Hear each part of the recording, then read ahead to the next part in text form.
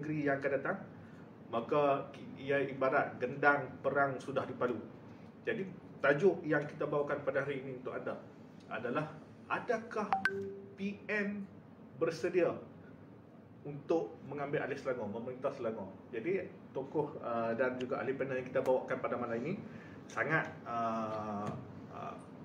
sangat sesuai dan sangat berkelayakan bertahun-tahun. Anda dah pernah menjadi salah seorang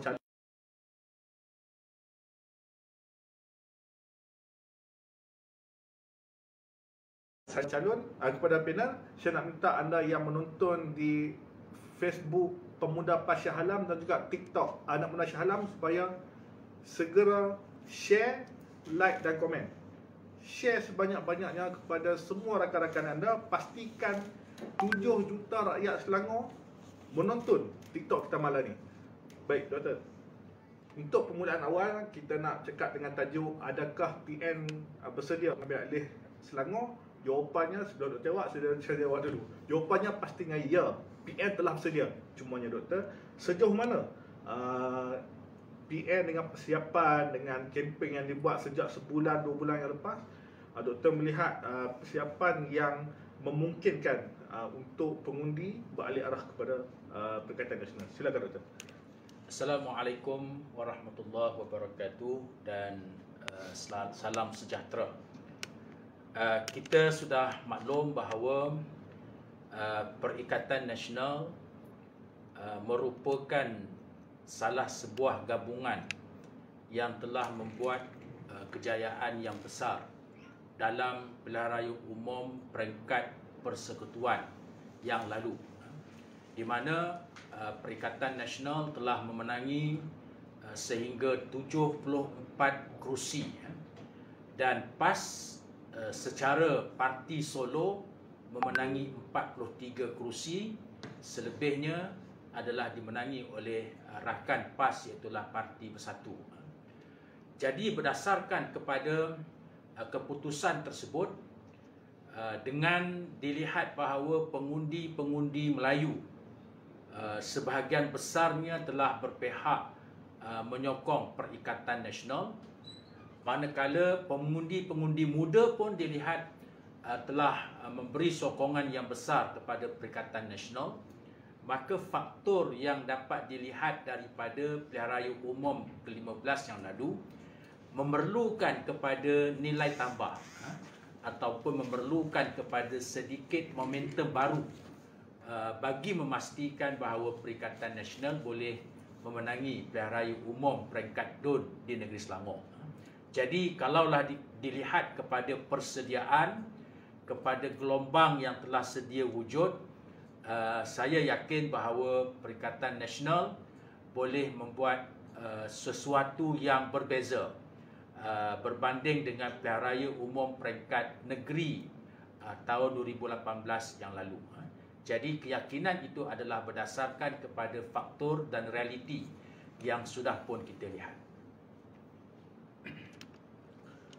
Baik. Kalau Doktor dah sebutkan tadi beberapa kursi yang kita menang pada pilihan raya yang lalu. Cumanya saya ada terbaca Doktor, satu tu berita daripada Berita Harian, pengarah pilihan raya PH Selangor mengatakan bahawa PH target 51 kursi untuk PRN kali ini. Jadi Doktor, daripada keseluruhan 56 kursi itu Doktor yang akan dipertandingkan, mungkin Doktor boleh kongsikan sikit beberapa kerusi yang menjadi tumpuan dan juga akan menjadi saingan sengit untuk PH dan PN. Okey. Di negeri Selangor ini, kita tahu bahawa komposisi pengundi-pengundi dan juga spektrum kerusi-kerusi yang ada hampir sama dengan apa yang ada dalam konteks Malaysia. Jadi Selangor itu menggambarkan mini Malaysia dengan komposisi kerusi dia, di mana daripada 56 kerusi, hampir 35 ataupun 36 kerusi itu adalah merupakan kerusi yang mempunyai majoriti Melayu yang besar. Dan ini juga dapat dilihat dalam konteks peringkat nasional, di mana kerusi-kerusi Melayu itu adalah di antara kerusi yang melebihi daripada jumlah majoriti. Jumlah majoriti di peringkat persekutuan 112. Jadi kerusi-kerusi yang bermajoriti Melayu melebihi daripada itu. Demikian jugalah di Selangor. Di Selangor kita ada 56 kerusi, bermaksud 28 adalah paras simple majority, dan kerusi-kerusi Melayu di Selangor itu melebihi daripada simple majority. Jadi saya boleh sebut bahawa Selangor ini adalah miniature ataupun gambaran yang kecil kepada Malaysia. Dari segi komposisi pengundi juga hampir sama, iaitu di Selangor ini kita mempunyai hampir 56% pengundi-pengundi Melayu. Kalau diambil kira dengan pengundi-pengundi Islam mungkin lebih sedikit, dan ini juga menggambarkan komposisi yang hampir sama dengan pengundi-pengundi di peringkat persekutuan. Dan di Selangor ini, kalau di peringkat persekutuan kita membahagikan kepada kerusi-kerusi bandar ataupun urban area, kerusi-kerusi suburban ataupun semi bandar, dan kerusi-kerusi luar bandar. Jadi di Selangor pun ada juga, ada kerusi luar bandar, ada kerusi-kerusi semi bandar, suburban, dan ada kerusi-kerusi bandar. Jadi Selangor ini menggambarkan tentang apa yang berlaku di peringkat persekutuan. Kalaulah pilihan raya umum yang lepas di peringkat persekutuan, Perikatan Nasional boleh memenangi sehingga 74 kerusi. Kalau diambil kira dalam konteks Semenanjung, kerusi yang dimenangi oleh Perikatan Nasional itu peratusannya lebih besar. Kerusi di Semenanjung ada 156 kerusi, kerusi di Semenanjung. Jadi Perikatan Nasional menang lebih daripada separuh, hampir separuh kerusi-kerusi yang ada di Semenanjung. Jadi ini menggambarkan kepada kita bahawa apa yang berlaku dalam pilihan raya umum yang lepas, ia boleh berulang di Selangor. Tidak mustahil boleh berulang di Selangor, dengan syarat momentum gelombang Perikatan Nasional ataupun yang dikenali gelombang hijau. Saya sebut gelombang Perikatan Nasional bukan hanya PAS tapi juga Bersatu dan Gerakan, dengan syarat momentum itu kekal dan ada momentum baru sedikit. Ada sedikit momentum tambahan yang berlaku di Selangor, ia akan membolehkan Perikatan Nasional memenangi sehingga 34 ataupun 35 kerusi Dewan Undangan Negeri Selangor, dan sekaligus ia menjadikan Perikatan Nasional sebuah kerajaan yang berulang semula, bukan kerajaan baru. Perikatan Nasional ini bukan kerajaan baru, kerajaan yang berulang semula daripada tahun 2008 hinggalah 2018. Maksudnya doktor menggambarkan Selangor sebagai mini Malaysia, dan doktor yakin sekitar 30 hingga 35 kursi. Adakah itu bermaksud pengundi yang merupakan pengundi Selangor ni komposisi kaumnya hampir seimbang? Adakah pengundi yang bukan Melayu, sama ada di bandar, telah beralih kepada Perikatan Nasional? Saya lihat peralihan itu kita harapkan akan berlaku. Akan berlaku peralihan sokongan pengundi-pengundi bukan Melayu. Tetapi apa yang kita fokuskan ialah pengundi-pengundi Melayu. Sebagaimana juga PH memberi fokus untuk mempertahankan sokongan pengundi-pengundi bukan Melayu, dan mereka cuba mendapatkan sokongan pengundi Melayu. Jadi kita sebaliknya, fokus kita adalah mempertahankan sokongan pengundi-pengundi Melayu, dan kita cuba mendapatkan sokongan pengundi-pengundi bukan Melayu. jumlah pengundi-pengundi bukan Melayu yang beralih itu kita ada sasaran yang signifikan. Cuma kita tidak nyatakan sebab itu adalah merupakan strategi kita. Tetapi kita mengharapkan peralihan itu. Ada peralihan pengundi-pengundi bukan Melayu. Walau bagaimanapun, dengan kita tidak nafikan dalam sekitar 44% pengundi-pengundi bukan Melayu itu berada di Selangor, tetapi 44% itu tertumpu kepada kerusi-kerusi tertentu di kawasan bandar.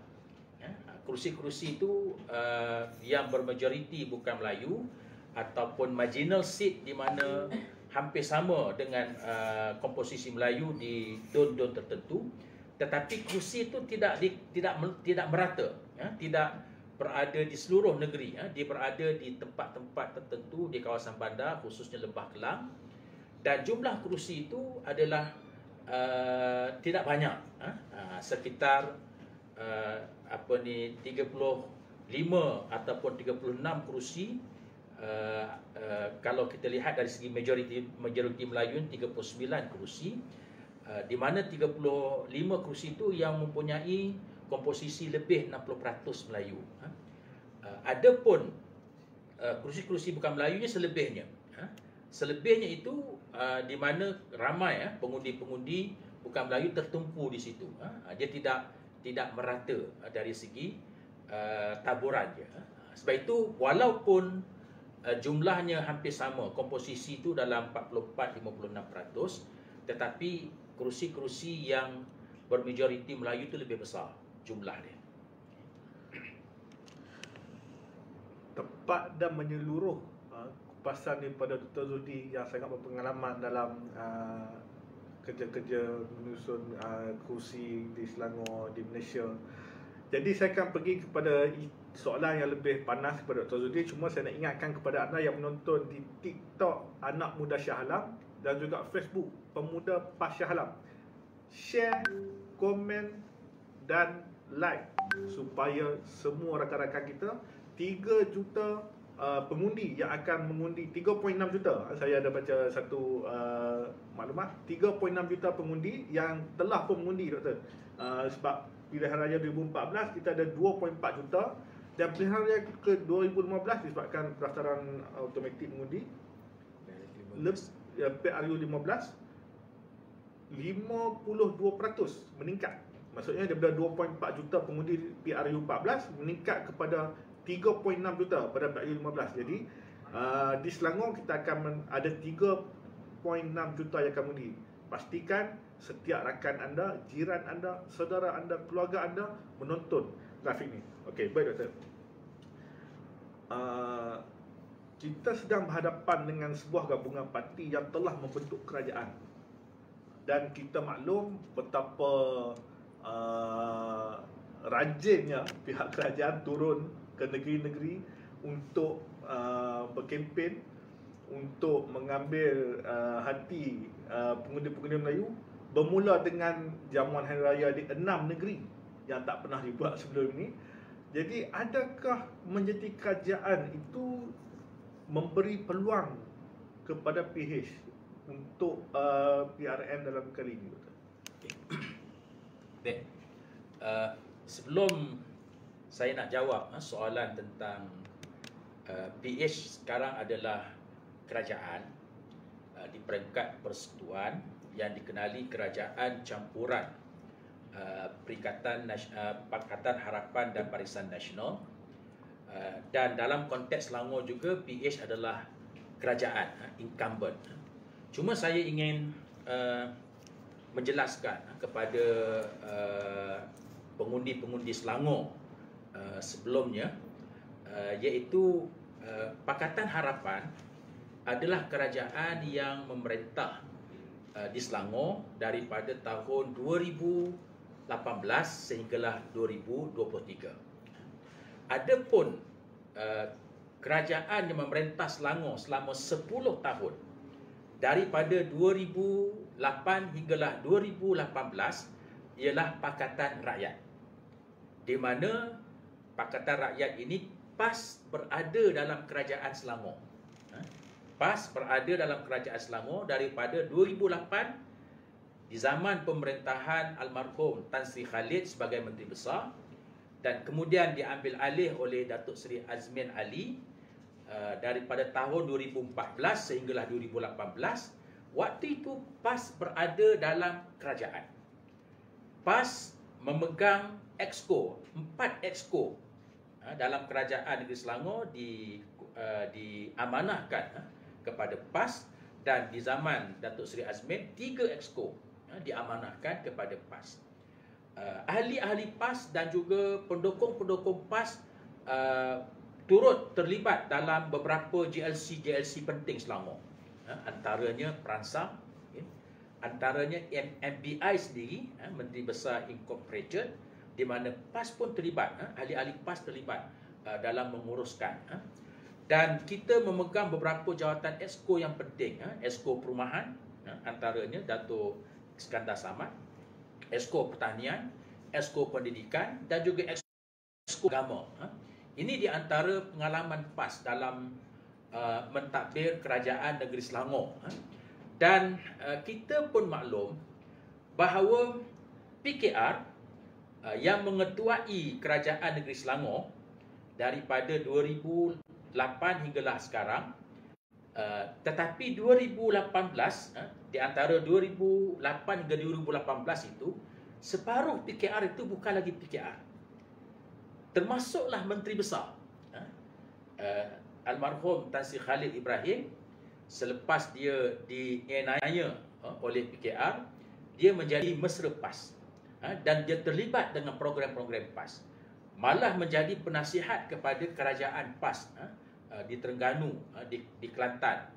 Dia juga menolong PAS dalam beberapa GLC di peringkat negeri, di Terengganu dan juga di Kelantan. Jadi Tan Sri Khalid ini berpihak. Dia bukan PKR lagi, dia sudah berpihak kepada PAS sehinggalah beliau meninggal dunia pada tahun yang lepas. Yang keduanya Datuk Seri Azmin. Datuk Seri Azmin juga Menteri Besar PKR. Dan Datuk Seri Azmin juga sekarang tidak lagi PKR, tetapi dia adalah Perikatan Nasional yang menjadi Menteri Besar sebelum ini, dan juga Menteri Ekonomi, kemudian Menteri Perdagangan Antarabangsa. Jadi separuh PKR itu juga sudah tidak bersama dengan PH sekarang. Demikian juga beberapa orang exco. Beberapa orang exco yang berada dalam kerajaan negeri Selangor daripada tahun 2008 hinggalah 2018, exco itu tidak lagi bersama PH. Mereka bahkan bersama dengan Perikatan Nasional. Jadi kita boleh sebut bahawa pengalaman PAS memerintah Selangor itu lebih lama daripada pengalaman Pakatan Harapan. Pakatan Harapan baru 5 tahun. PAS bersama dengan bekas-bekas PKR yang ada dalam Perikatan Nasional hari ini, kita memerintah negeri Selangor daripada tahun 2008 hinggalah 2018.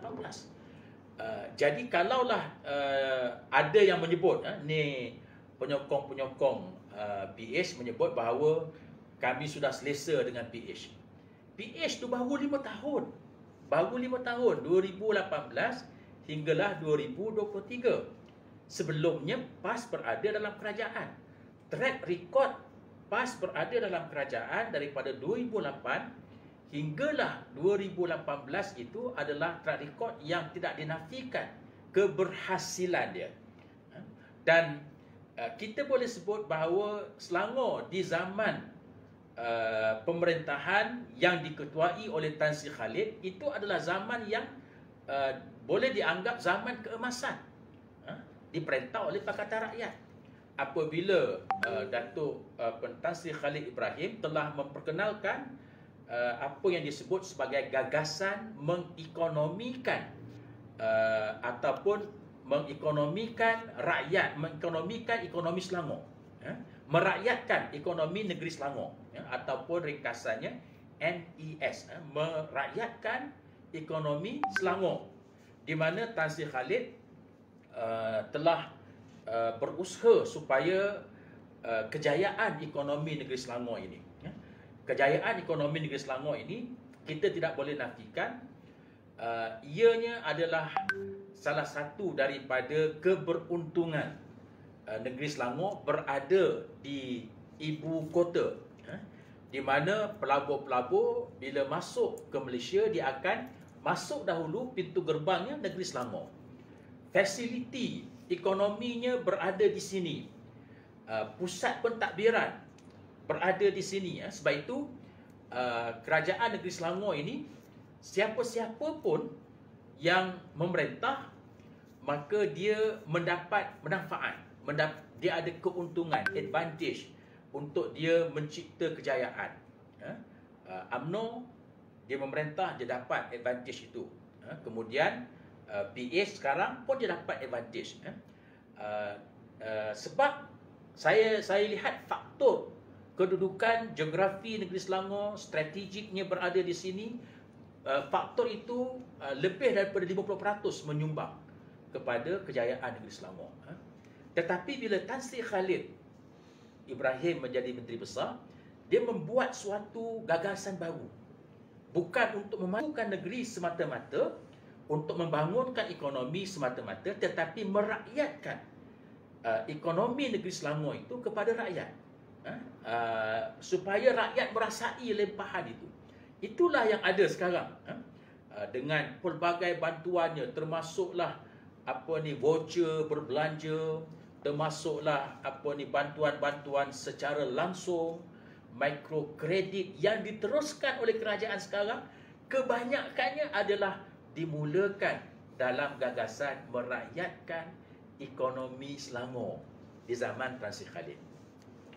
Bila Datuk Seri Azmin menjadi Menteri Besar pula, dia membawa suatu gagasan baru, iaitulah mesra peniaga, mesra usahawan, mesra golongan SME, peniaga-peniaga sederhana, usahawan sederhana dan kecil, pekebun-pekebun kecil, petani-petani pesawah kecil. Jadi dia menjadikan ekonomi itu bukan sekadar dirakyatkan, tetapi ada suatu usaha untuk menggembelingkan pula golongan yang dianggap penyumbang-penyumbang di peringkat middle class ini. Usahawan kecil sederhana, petani-petani yang dianggap pekebun-pekebun kecil dan sebagainya, itu dilihat satu lagi anjakan yang dibuat. Dan saya tak nampak selepas itu ada gagasan baru. Yang ada hanyalah business as usual, meneruskan apa yang Tan Sri Khalid telah laksanakan, telah mulakan, yang PAS pun berada dalam dia, PKR, sebahagian PKR dalam PN sekarang pun berada dalam kerajaan itu. Kemudian apa yang dibawa oleh Datuk Seri Azmin diteruskan. Yang sekarang ni hanya meneruskan. Jadi saya lihat bahawa bila ada yang kata kita selesa dengan kerajaan negeri Selangor, dia lupa bahawa kerajaan yang ada ni hanya meneruskan apa yang PAS telah buat bersama-sama dengan Tan Sri Khalid sebelum ini, apa yang Datuk Seri Azmin dan kumpulannya telah buat bersama-sama dengan Pakatan Rakyat sebelum ini, itulah yang ada dalam negeri Selangor sekarang. Sebab itu saya boleh sebut bila ada yang menyatakan bahawa mengapa PAS nak ambil negeri Selangor, nak rampas negeri Selangor, kita bukan nak rampas, kita nak ambil semula apa yang telah kita bina. Dan kita yakin selepas ini kita akan buat suatu gagasan baru pula. Selepas gagasan MES, merakyatkan ekonomi Selangor, gagasan mesra golongan pertengahan, peniaga-peniaga yang dibuat oleh Datuk Seri Azmin, maka kita nak ambil Selangor ni untuk kita buat satu lonjakan baru. Okay?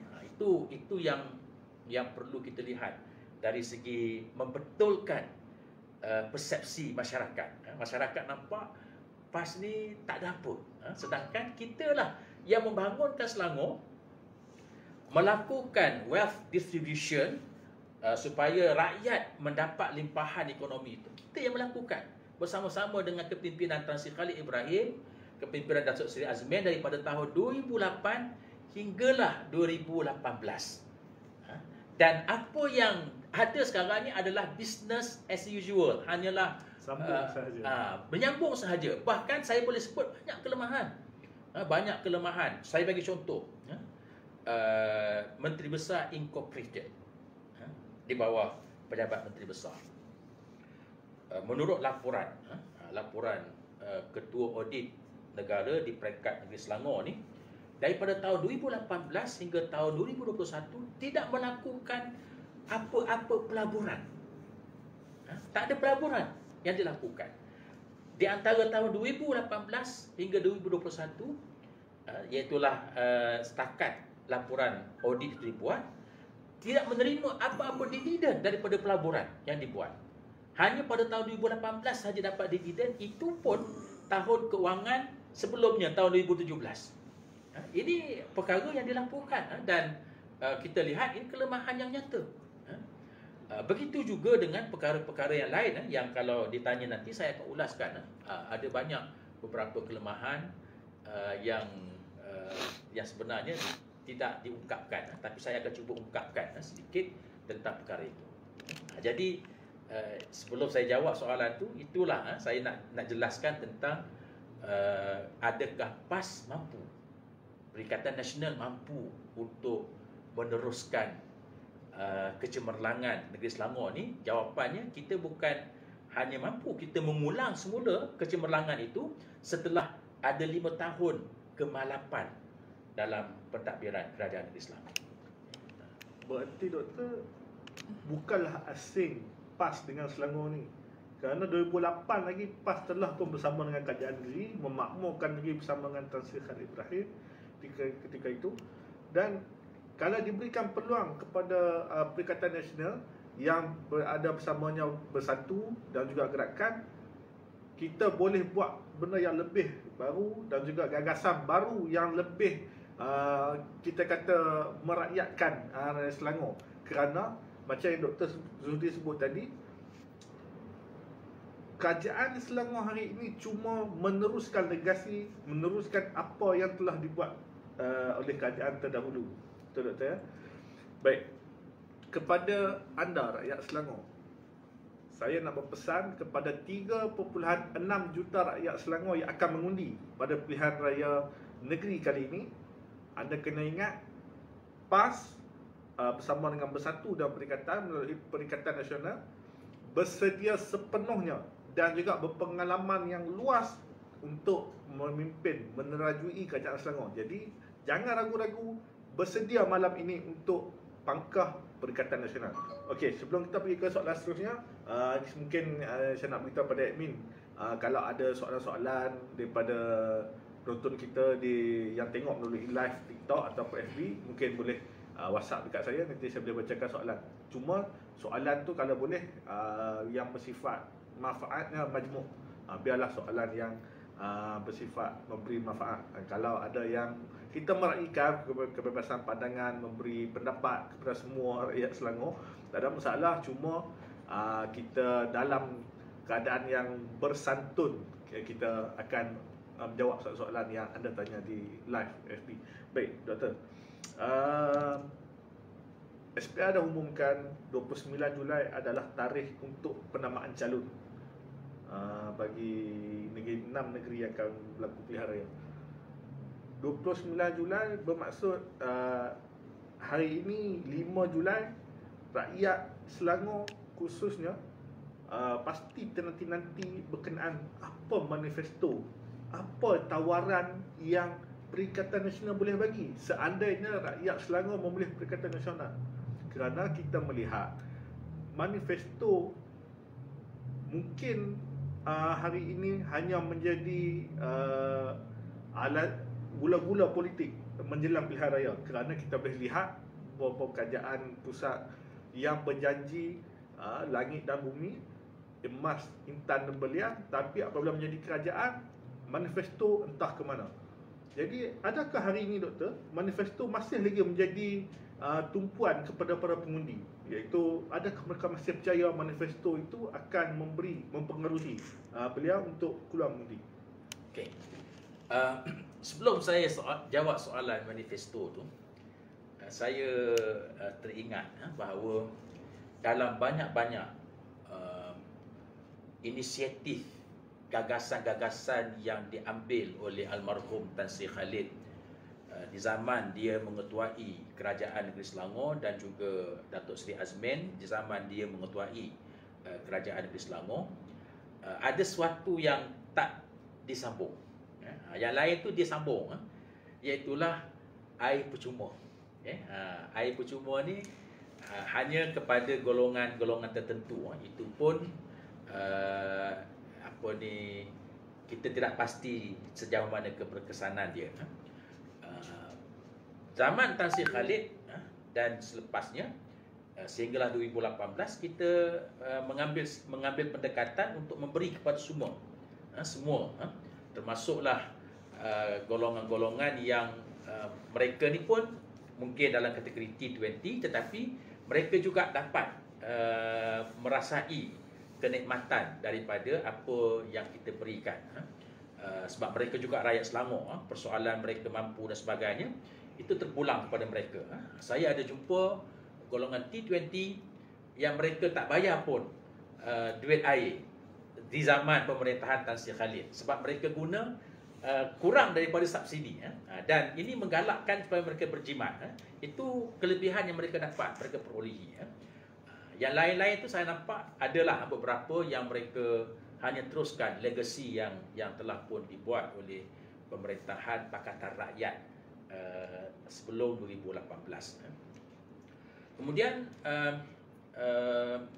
tentang manifesto ini, kita tahu bahawa manifesto sesuatu yang penting dalam pilihan raya, tak dinafikan. Ia menggambarkan bukan hanya janji, tetapi komitmen seseorang ahli politik dan juga sesebuah parti politik untuk mereka laksanakan jika mereka diberi kesempatan, diberi amanah oleh rakyat memerintah.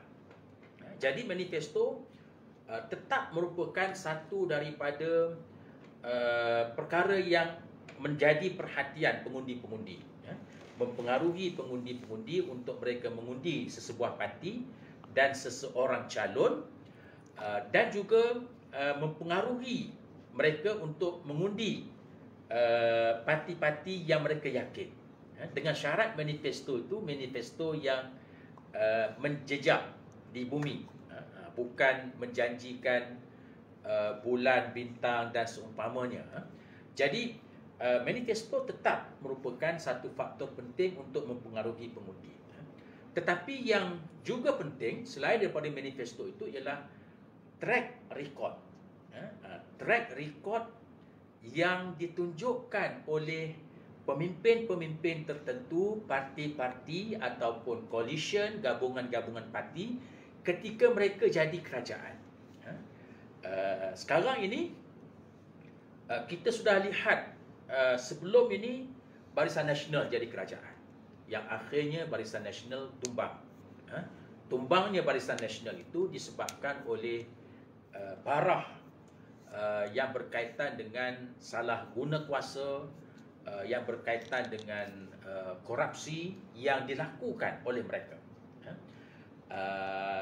Yang menyebut perkara ini ialah Pakatan Harapan. Pakatan Harapan lah yang menyerang Barisan Nasional sebelum ini, dari segi serangan terhadap bekas timbalan bekas Perdana Menteri, isteri dia diserang. Yang menyerangnya adalah Pakatan Harapan. Pas pada waktu itu kita mengambil pendekatan selagi tidak dibuktikan bersalah, kita tidak menyerang. Jadi serangan-serangan itu menyebabkan akhirnya Barisan Nasional dan UMNO khususnya kalah dalam pilihan raya umum 2018 dan bertambah-tambah lagi dalam pilihan raya umum 2022 yang lepas. Kemudian Pakatan Harapan diberi pula peluang untuk memerintah selama 22 bulan. 22 bulan. Dan sekarang sudah 29 bulan, tambah lagi 7 bulan. Dan orang boleh lihat track record. Track record Pakatan Harapan memerintah pula. Dan Perikatan Nasional bersama-sama dengan Barisan Nasional yang mesra Perikatan Nasional, bukan mesra Presiden Zahid ya. Kita juga sudah memerintah 33 bulan. Walaupun saya boleh sebut nak bandingkan zaman Pakatan Harapan 22 bulan dan 7 bulan yang ada sekarang, dengan zaman Barisan Nasional dan zaman Perikatan Nasional di mana kita berada dalam pandemik. Hampir 2 tahun kita berada dalam pandemik. Di waktu itu kita tidak boleh melakukan sewenang-wenangnya, tidak boleh buat pembangunan ekonomi yang biasa dilakukan. Jadi dalam tempoh 33 bulan itu hampir 3 suku daripada tempoh itu ataupun 2/3 daripada tempoh itu adalah dalam suasana pandemik. Dan kita boleh lihat bagaimana Perikatan Nasional track record dia bagaimana. Ini adalah slide daripada manifesto. Track record ini juga menggambarkan bagaimana rakyat boleh menilai sesebuah parti politik, sesebuah gabungan parti politik itu mereka boleh memerintah. Dan saya yakin dalam keadaan Perikatan Nasional diberi peluang berkuasa selama 33 bulan di peringkat persekutuan itu, ia adalah merupakan suatu showcase ataupun kita boleh menunjukkan kepada rakyat bagaimana kita memberikan kebaikan kepada rakyat dalam tempoh itu. Yang sampai ada yang menyebut kalaulah Perikatan Nasional tidak memerintah pada waktu itu, tidak berlaku pertukaran kerajaan pada 1 Mac 2020, Pakatan Harapan yang masih memerintah, mereka tak boleh bayangkan bagaimana bencana yang akan mereka hadapi. Dalam keadaan Pakatan Harapan waktu itu kedekut untuk berbelanja, tak mahu mengeluarkan sindrom penafian, denial syndrome yang ada pada waktu itu. Dia kata COVID ni tidaklah merupakan satu penyakit yang boleh menjejaskan kesihatan dan ekonomi. Dalam keadaan seperti itu, bila kita dapat kuasa, kita melakukan yang sebaiknya, dan ini adalah merupakan satu bukti bahawa Perikatan Nasional bukan hanya manifesto. Saya yakin manifesto yang dikeluarkan nanti, yang dilancarkan oleh Peringkat Negeri Selangor, manifesto yang akan menjanjikan sesuatu yang boleh dicapai. Itu yang kedua, kita lihat dari segi track record. Dan yang lebih penting, track record itu bukan hanya di peringkat persekutuan selama 33 bulan, tetapi track record yang ditunjukkan oleh PAS dalam Pakatan Rakyat bersama-sama dengan Tan Sri Khalid, bersama-sama dengan Datuk Seri Azmin sepanjang 10 tahun memerintah Negeri Selangor. Itu adalah bukti yang jelas. Kita tidak menjanjikan sesuatu yang tak boleh dicapai.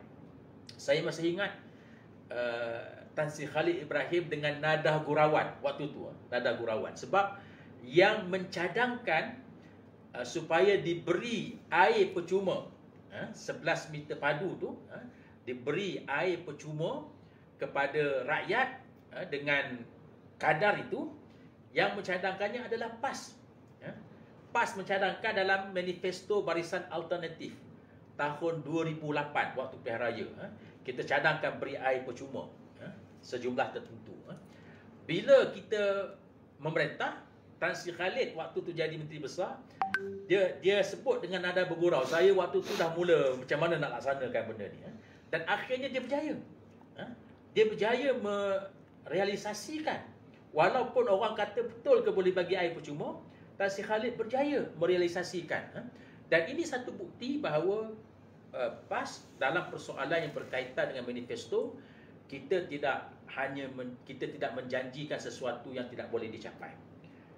Lihatlah apa yang dilakukan di negeri Terengganu, yang kita buat apa yang telah kita janjikan, hampir 100% dijelaskan, kita berjaya melunaskan apa yang dijanjikan. Di Kedah, yang kita ada manifesto, tetapi kita tak jadi kerajaan, tiba-tiba Allah memberikan mandat untuk PAS jadi kerajaan. Kita lihatlah apa yang dilakukan di negeri Kedah, yang di bawah kepimpinan Datuk Seri Sanusi Magno. Yang saya nampak apa yang dilakukan itu adalah sesuatu yang menakjubkan. Dan ini track record yang telah kita tunjukkan selain daripada manifesto yang kita janjikan yang boleh dicapai. Terbaik penerangan daripada doktor. Manifesto dia hanya satu komitmen pada kajian yang akan bertanding, tapi yang penting track record doktor ya. Track record yang telah membuktikan Perikatan Nasional memerintah negara ini pada waktu pandemik COVID telah memberikan kita satu bayangan bahawa rupa-rupanya gabungan yang ada PAS di dalamnya bukanlah enteng, kata orang, bukanlah sepele. Maksudnya PAS berpengalaman sangat luas dalam kajian baik negeri baik Malaysia. Jadi kepada pengundi-pengundi di Selangor yang menonton, sekali lagi saya ingatkan, sila like, sila share dan komen. Sama ada komen anda nak beri pendapat supaya kita boleh menjadikan itu satu penambahbaikan. Baik doktor, alang-alang terlanjur doktor sebut UMNO tadi. Sukalah kita nak bercakap tentang UMNO ni.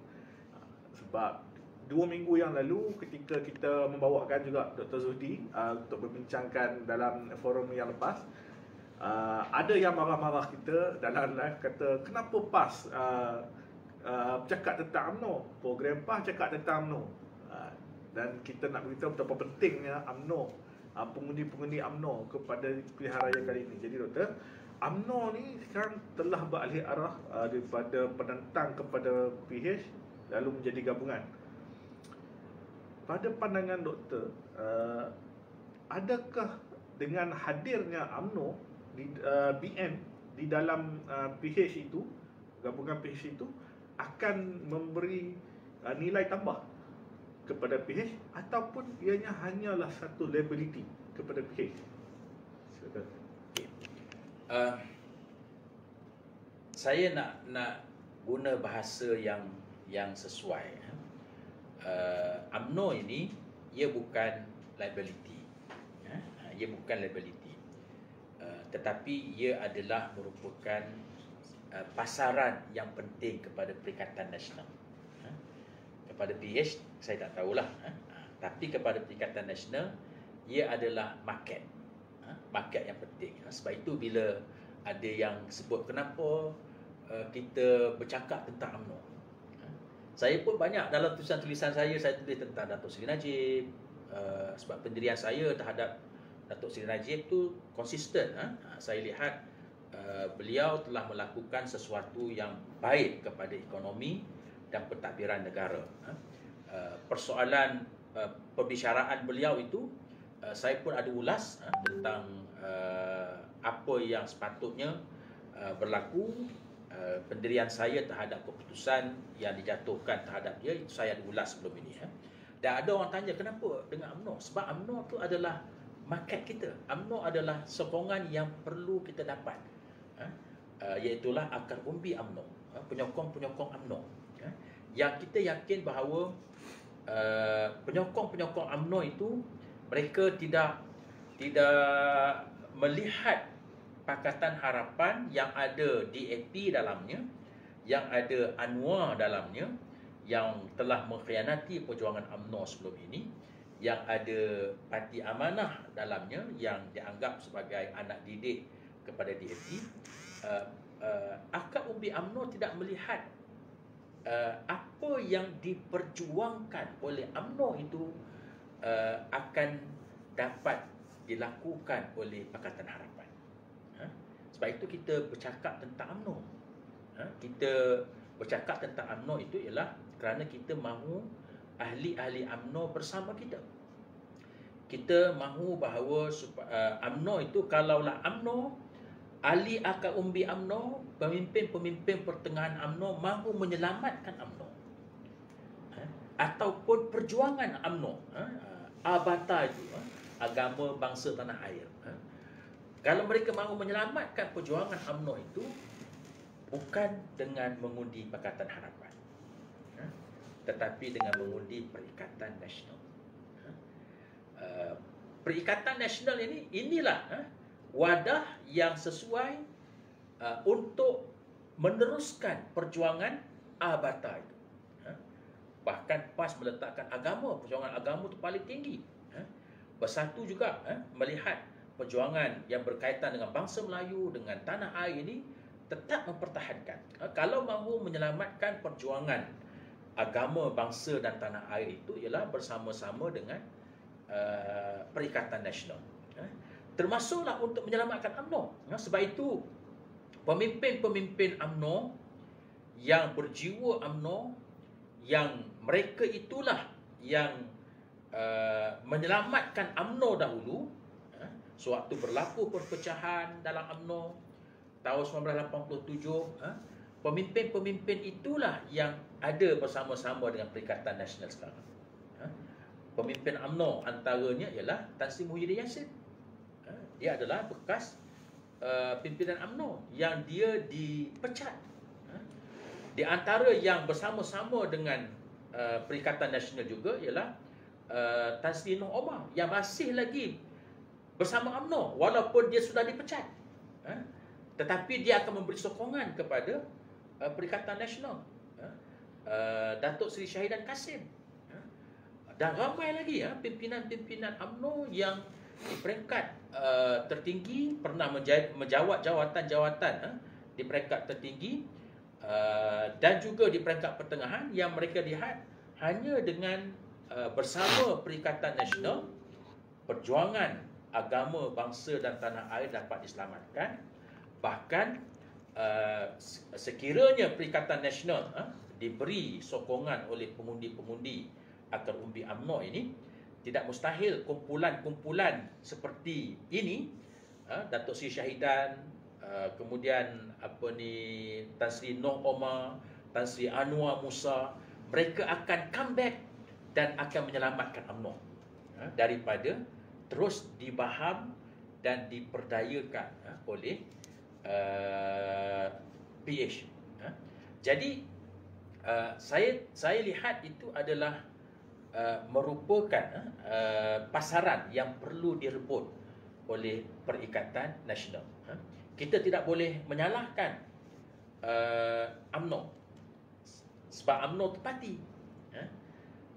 Kalau kita lihat kita sendiri, nantinya di hari akhirat kita akan dibicarakan di hadapan Allah Rabbul Jalil atas amalan kita.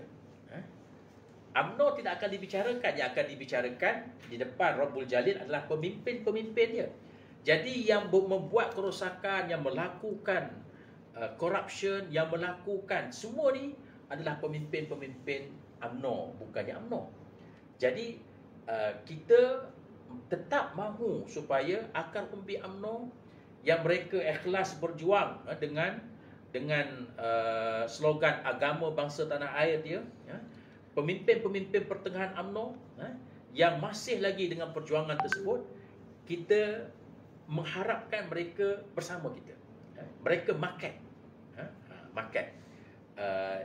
Adapun bagi Pakatan Harapan, mereka sudah memandang pemimpin-pemimpin UMNO peringkat pertengahan ini, dan mereka memandang akar umbi UMNO dengan pandangan serong. Sebab itu mereka menganggap liability. Tapi bagi kami, Perikatan Nasional, kalau sebelum ini ada kajian-kajian yang dibuat antaranya oleh seorang pengkaji politik Malaysia, peringkat Malaysia ni, iaitu Bridget Walsh, dan ada kajian-kajian yang dibuat yang menyatakan bahawa sekitar 54 hingga 60% orang-orang Melayu menyokong Perikatan Nasional, 33% yang menyokong UMNO, Barisan Nasional. Jadi dalam pilihan raya ini kita harap 33% itu bersama kita. Mari bersama dengan Perikatan Nasional, sebab inilah yang mewarisi perjuangan UMNO, agama, bangsa dan tanah air, dan inilah platform untuk kembali menyelamatkan UMNO daripada dibaham oleh Pakatan Harapan ataupun dipergunakan oleh Pakatan Harapan. Inilah platform dia. Jadi kalau kita boleh mendapat sokongan akar umbi UMNO, pimpinan-pimpinan pertengahan UMNO yang saya yakin ramai yang sudah memberi komitmen untuk mengundi Perikatan Nasional. Saya yakin negeri Selangor akan dapat ditawan oleh diambil semula oleh PAS. Sebelum ini bersama Pakatan Rakyat, kali ini PAS bersama dengan Perikatan Nasional. Jadi kepada ahli UMNO seluruh Malaysia, Dr. Zudi dah memberi gambaran yang jelas bahawanya bagi Perikatan Nasional, UMNO adalah umpama kita kata emas. Kita sangat mengalu-alukan, kita sangat mendambakan kehadiran ahli UMNO untuk sambungan Perikatan Nasional. Untuk PRN kali ini, ahli UMNO mari bersama dengan Perikatan Nasional untuk kita tunjukkan kepada PH bahawa UMNO adalah parti yang bermaruah, parti yang disegani, bukan sekadar tempelan di dalam PH. Baik, Doktor, ada dua soalan daripada rakan. Cuma saya ambil lebih banyak, saya pilih sebab ada yang dia segan, dia malu nak komen ni lah, dan dia WhatsApp, rakan-rakan saya WhatsApp pada saya, ada dua soalan. Yang pertama, katanya bagaimana kemenangan di PRN akan menjatuhkan Datuk Seri Anwar sebagai Perdana Menteri? Itu soalan yang pertama. Sebab mungkin diwawarkan kalau jatuh, kalau PRN 6 negeri ini beralih kepada dapat kepada Perikatan Nasional, maka goyang kerusi di Putrajaya. Jadi doktor berjawab itu. Dan yang kedua, ada yang kata rugilah kalau pemimpin UMNO masuk dalam PN, sebab nanti siapa nak islahkan kalau Presiden UMNO ditukar. Okey, dua soalan tu kepada doktor sebelum mungkin kita ada 10 minit lagi. Okey. Berkaitan dengan persoalan yang pertama, yang dia kata bagaimana kesan ataupun domino effect daripada Pilihan Raya Umum Peringkat Negeri PRN ini terhadap persekutuan. Saya nak sebut ada dua perkara penting. Yang pertama, Pilihan Raya Umum di 6 negeri ini ia adalah merupakan satu pilihan raya yang bersifat referendum. Istilah yang kita gunakan. Referendum ni adalah pungutan suara. Dia adalah pungutan suara, walaupun referendum sebuah negara ni biasanya melibatkan seluruh rakyat. Tetapi disebabkan pilihan raya negeri di peringkat lain sudah pun selesai, maka 6 negeri ini ia adalah merupakan referendum. Referendum terhadap kepimpinan Datuk Seri Anwar Ibrahim dan juga Kerajaan Campuran Pakatan Harapan Barisan Nasional di peringkat persekutuan. Kita tahu bahawa 7 bulan sudah berlalu. 7 bulan ini 100 hari kita senyap. Saya selepas saya kritik kelemahan pentadbiran Datuk Seri Anwar bila mula-mula dia angkat sumpah. Dia angkat sumpah yang pertama, kemudian menteri-menteri dia angkat sumpah beberapa hari kemudian. Lepas menteri angkat sumpah, timbalan-timbalan menteri pula satu jangka masa yang panjang angkat sumpah. Kemudian masih tak selesai lagi. Yang terbaru ni, sebagaimana yang ada laporan-laporan yang menyebut bahawa pelantikan SU Akhbar, menteri-menteri pun ada yang tak selesai. Sepatut boleh selesai, paling lama 3 bulan dah selesai. Dan ada juga laporan yang kita dapat bahawa pelantikan GLC, agensi-agensi, badan-badan berkanun di peringkat ada yang pengurusi dah selesai, bot dia tak selesai lagi. Ahli lembaga pengarah pun belum selesai. Sudah 7 bulan. Jadi peringkat awal saya kritik 100 hari. Saya kata sampai peringkat awal ni seminggu 2 saya kritik, kita tunggu 100 hari. 100 hari pun prestasi dia kita boleh lihat. Pelantikan tak selesai. Pelantikan Ni sekarang ni JLC Badan Berkanun boleh check. Badan-badan berkanun, agensi-agensi kerajaan, ada yang baru ada dia punya pengurusi, ahli lembaga dia tak ada, pemegang amanah dia belum ada, belum lantik. Itu saya belum persoalkan lagi kenapa dilantik ahli politik. Sebab dia kata dia tak sepatutnya ahli politik yang pegang JLC, yang pegang agensi, yang pegang badan berkanun dan sebagainya. Tetapi dia lantik juga ahli politik. Tak apalah. Saya berpendirian ahli politik tidak ada masalah untuk dia dilantik sebagai ahli lembaga dan sebagainya. Tetapi mereka yang sebelum ini menyebut tak boleh, tapi mereka buat. Itu pun tak dilantik lagi sepenuhnya. Belum lagi sifat permusuhan mereka dengan penjawat-penjawat awam. Penjawat-penjawat awam termasuk yang berada di peringkat tertinggi, antaranya ketua setiausaha perbendaharaan dia tukar. Waktu Perikatan Nasional kita ambil, kita tak tukar. KSU pun kita tak tukar, kita tidak freeze kan, tidak cold storage kan. Ini berlaku di zaman sekarang. Itu belum lagi mengganggu pejabat awam, sampai menerjah di ruang yang tak sepatutnya mereka lakukan.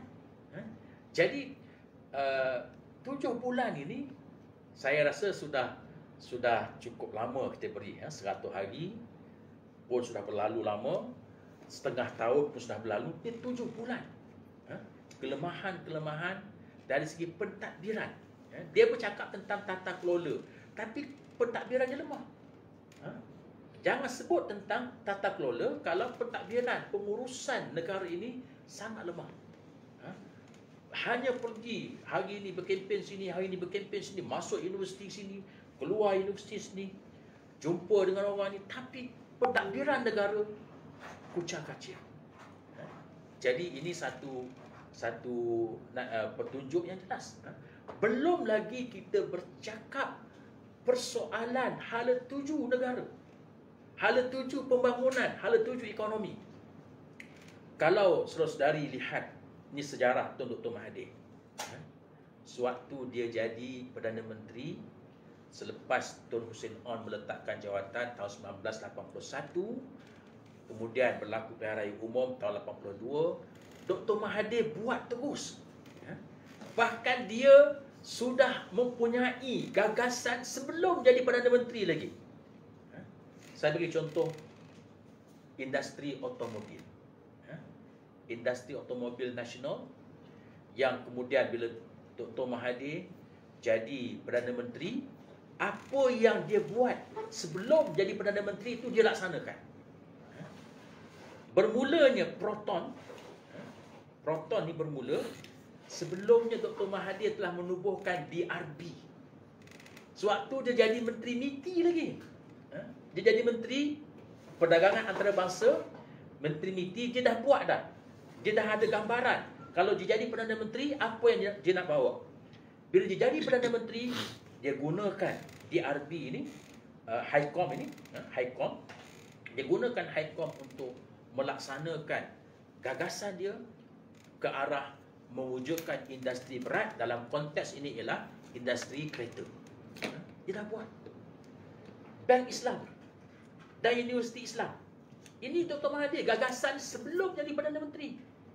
Walaupun ada orang yang cuba ciplak, dia kata ini Anwar. Ini Anwar lah yang menubuhkan Bank Islam. Anwar lah yang menubuhkan Bank Islam. Semua orang tahu bahawa yang menubuhkan Universiti Islam, Bank Islam ni adalah Dr. Mahathir. Universiti Islam tahun 83, Bank Islam tahun 83. Waktu tu Anwar Menteri Belia, bukan Menteri Ekonomi. Menteri Belia, apa yang dia boleh buat? Perkara ni disebut oleh Datuk Syahrir Samad. Dia sebut, dia berada dalam kabinet. Dia kata, ni adalah Dr. Mahathir.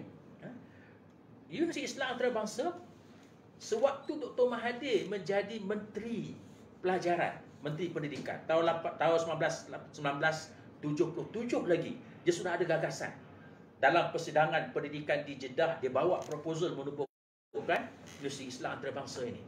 Dan bila dia jadi menteri, tahun 82 dia dapat mandat rakyat, 83 dia tubuhkan. Orang nampak perswastaan dia, walaupun saya dalam beberapa perkara saya tak setuju dengan dasar-dasar Dr. Mahathir, tapi sekurang-kurangnya dia ada gagasan, dia ada hala tuju. Naik sekarang tak ada hala tuju. Dia bercakap dulu, bercakap retorik tu banyak, tapi tak nampak hala tuju. Dan kesan dia bila kita menghadapi masalah ekonomi global, kita lihat sekarang dengan kejatuhan nilai ringgit, pasaran saham kita berlaku divestment, pelabur-pelabur lari, inflasi, walaupun disebut inflasi kita rate dia 2.8%, tapi barangan makanan dan minuman bukan beralkohol 5.9%, restoran 6.7%. Cukup terkesan sekarang, dan kita tak nampak ada tuju. Sebab itu PRN ini adalah referendum. Rakyat kena mengundi untuk menolak kerajaan pusat bersama-sama dengan menolak parti-parti yang bersama dalam kerajaan pusat di peringkat negeri. Ini referendum. Dan kalaulah tak berjaya menjatuhkan kerajaan pusat pun, bila kita buat referendum mengundi Perikatan Nasional, dia akan menjadi wake up call. Kerajaan pusat terkejut, dia kena bangun daripada mimpi dia, kena selamatkan negara. Kalaupun mereka tak tumbang, tetapi penundi ini dia menjadi wake up call kepada kerajaan persekutuan. Itu kalau tak tumbang. Tapi saya yakin tumbang. Kalaulah Perikatan Nasional boleh menguasai sekurang-kurangnya 4 negeri, sekurang-kurangnya 4 negeri, saya yakin dengan kesan domino dia akan menyebabkan kerajaan tumbang. Secara demokrasi, tak kiralah apa cara, sama ada undi tak percaya di Parlimen, menyembahkan SD kepada Yang di-Pertuan Agong, dia akan berlaku secara demokrasi. Sebab 6 negeri ini, 3 negeri itu adalah signifikan dari segi pengundi-pengundi Melayu, iaitulah negeri-negeri Malay Belt, Kelantan, Terengganu, Kedah. Dan 3 negeri ini pula signifikan dari segi ekonomi, terutamanya Selangor, Pulau Pinang dan Negeri Sembilan, yang juga mewakili pantai barat. Saya yakin kalaulah kerajaan tumbang, kerajaan federal ataupun beberapa negeri ini dipertahankan, Kelantan, Terengganu, Kedah, Perikatan Nasional memerintah, di antara 3 negeri yang Pakatan Harapan memerintah ini terlepas sekurang-kurangnya 1 kepada Perikatan Nasional, kesan domino dia boleh menyebabkan kerajaan persekutuan tumbang. Perkara ini diakui oleh beberapa orang pimpinan UMNO, MKT UMNO, yang pernah sebut, dia kata kalau kalau PRN nanti PH kalah, UMNO kalah, dia kata di negeri-negeri ni UMNO kalah, PH pun kalah di negeri-negeri yang mereka perintah sekarang, maka potensi untuk kerajaan persekutuan tumbang itu ada. Jadi pengundi-pengundi kena buat mengundi untuk menunjukkan referendum, pungutan suara, tak puas hati dengan kerajaan persekutuan, supaya mereka dapat wake up call. Kalau mereka masih kekal dengan pengundi-pengundi ini mengundi Perikatan Nasional dan Perikatan Nasional menang besar dalam PRN negeri ini, dia akan bukan setakat wake up call, kita tolak daripada katil, dia jatuh, dan kita insya-Allah menjadi pemerintah seterusnya secara demokratik. Jadi jangan takut dengan demokrasi, jalan demokrasi Dr. sebut tadi. Jadi soalan yang kedua tadi tu tentang sahabat saya daripada UMNO, dia kata rugilah kalau pemimpin UMNO masuk dalam PN, sebab nanti siapa nak lawan dalam UMNO nak islah UMNO bahasanya. Kalau dah tukar presiden. Okey. Kita tahu bahawa mereka yang nak menyelamatkan UMNO, mengislahkan UMNO, mereka semua telah terpelanting. Datuk Seri Syamuddin Tun Musin, datuk dia pengasas UMNO. Bapa dia adalah bekas Presiden UMNO, bekas Perdana Menteri yang ketiga. Dan dia masih dalam UMNO, digantung. Semua orang tahu bahawa sesiapa yang lawan Zahid, dia akan menghadapi masalah ini. Sebab itu, mereka ni perlu diberi platform, perlu diberi kekuatan. Memang pimpinan-pimpinan UMNO bila dia disingkirkan, dia dienaya, dia didiskriminasikan dalam UMNO, dia terpelanting daripada UMNO, dia akan berpaut kepada PAS, sekarang ni kepada PAS dan Bersatu. Nantinya dia akan comeback. Dr. Mahathir pernah tercampak, dia comeback. Dan dia akhirnya menguasai UMNO. Kuli juga pernah tercampak dan dia comeback, akhirnya dia berada dalam UMNO sampai sekarang. Ramai lagi. Sebab itu caranya ialah cari platform bersama-sama dengan Perikatan Nasional. Saya yakin dia akan comeback untuk menyelamatkan UMNO, mengislahkan UMNO. Saya tidak menolak pimpinan-pimpinan Bersatu sekarang pun, Tan Sri Muhyiddin Yassin, Datuk Seri Hamzah Zainuddin, pimpinan-pimpinan yang penting dalam UMNO dahulu, tidak mustahil. Mereka lihat bila suasana sudah kondusif dalam UMNO, UMNO sudah bersih daripada persepsi-persepsi yang dilihat buruk sebelum ini, tak mustahil Bersatu dan UMNO ni akan ada mutual understanding, akan ada kompromi untuk kembali semula kepada perjuangan UMNO yang asal. Okey, baik, alhamdulillah. Khalas. Perbincangan kita malam ni telah dikupas dengan baik oleh ahli panel Dr. Zudi. Jadi sebelum saya nak bagi Dr. Zudi untuk buat penggulungan sebagai penutup kita, saya nak minta kepada semua penonton supaya teruskan share, teruskan like dan komen, supaya walaupun forum kita malam ni, bicara kita habis malam ini, ianya akan ditonton oleh rakan-rakan pada hari yang lain. Jadi bila banyak share, banyak like dan banyak komen, ramai orang akan dapat video tu di Facebook dan juga di TikTok. Okey doktor, untuk 3 minit yang padat dan ringkas penggulungan doktor kepada pengundi-pengundi yang akan mengundi pada pilihan 3,667,000 pengundi yang akan mengundi di Selangor pada pilihan raya kali ini. Okey. Kepada pengundi-pengundi yang akan mengundi pada 12 Ogos. Kebetulan bulan Ogos itu adalah bulan kemerdekaan. Semangat kita merdeka. Kita masih ingat lagi fenomena filem Mat Kilau yang mengingatkan kita kepada perjuangan menentang penjajah. Jadi jadikan 12 Ogos nanti kita mengundi untuk melakukan apa yang saya sebut tadi, membebaskan semula, memberikan suatu referendum kepada kerajaan di peringkat persekutuan bahawa kita mahu supaya pentadbiran kerajaan ini fokus, bukan berpolitik, bukan berceramah. Saya secara peribadi saya akui Datuk Seri Anwar Ibrahim ni seorang penceramah yang hebat. Dia layak jadi pensyarah. Jadi eloklah dia teruskan. Dulu selepas dia keluar daripada penjara tahun 2004, dia jadi pensyarah pergi ke beberapa negara. Saya mengharapkan hari ini dia teruskanlah kerjaya dia sebagai pensyarah. Berilah Perdana Menteri itu pada orang lain.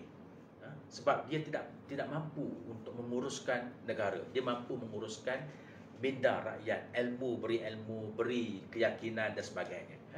Jadi ini referendum yang perlu diberikan untuk kita tunjukkan bahawa rakyat sudah menyebut enough.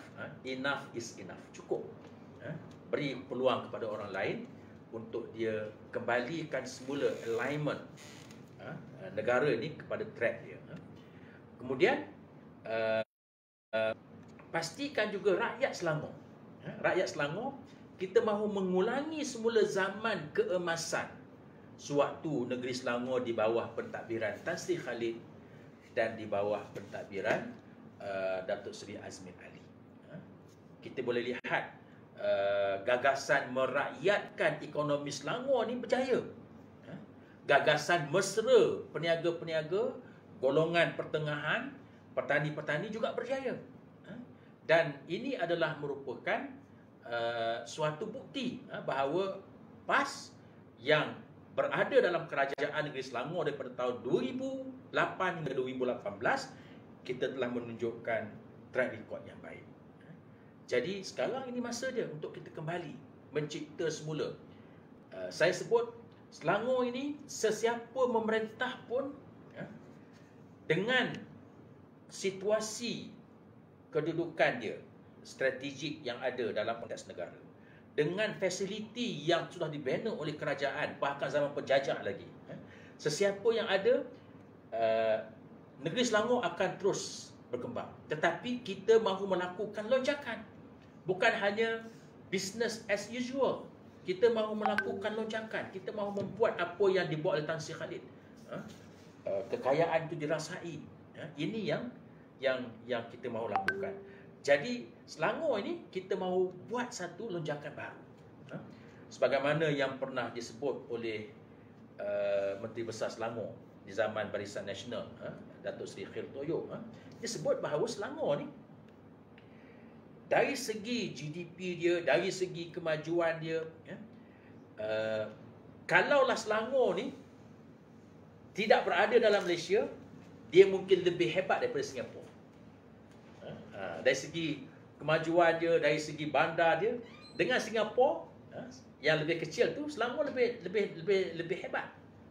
Tetapi disebabkan dia sebahagian daripada kerajaan, daripada Malaysia, maka perbandingan Singapura tu bukan dengan Selangor dibandingkan dengan Malaysia keseluruhan dia.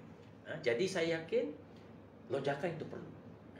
Dan tidak salah bila kerajaan negeri Selangor ni menjadi pula pemangkin kepada kerajaan-kerajaan negeri yang sudah jauh tertinggal disebabkan oleh mereka ini tidak mempunyai peluang seperti mana peluang yang ada pada negeri Selangor. Jadi itu kesimpulan yang saya nak buat.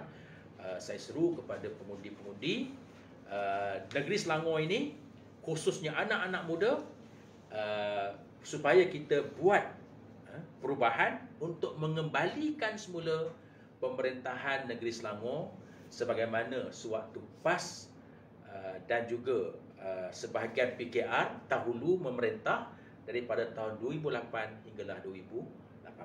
Sekian. Assalamualaikum warahmatullahi wabarakatuh.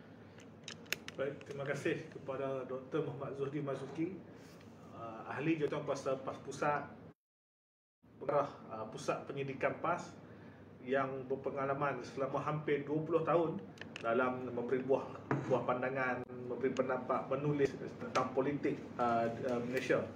Jadi untuk kita malam ini, saya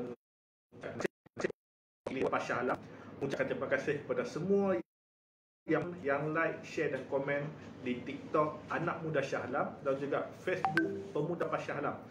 Kita akan datang lagi, kita akan bawa untuk diberikan kepada anda, dan Dr. Zuhdi tak keberatan untuk lain kali untuk bersama dengan kita di Dewan Pemuda PAS Shah Alam. Untuk itu saya kira jelas bahawa Perikatan Nasional sangat bersedia untuk memimpin Selangor. Bawa bekal ke Gunung Baik, bawa bekal ke Gunung Baik, pohon menjulang tingginya. Perikatan Nasional yang terbaik, ayo Selangor, ini masanya. Ikan gelama, menu terkenal. Santapan teruna mahupun darah. Mari bersama Perikatan Nasional. Ini masanya. Mari membentuk Selangor yang lebih sejahtera. Sekian, wallah wa qulu qouli hadza wa astaghfirullah. Assalamualaikum warahmatullahi wabarakatuh. Terima kasih. Jumpa lagi.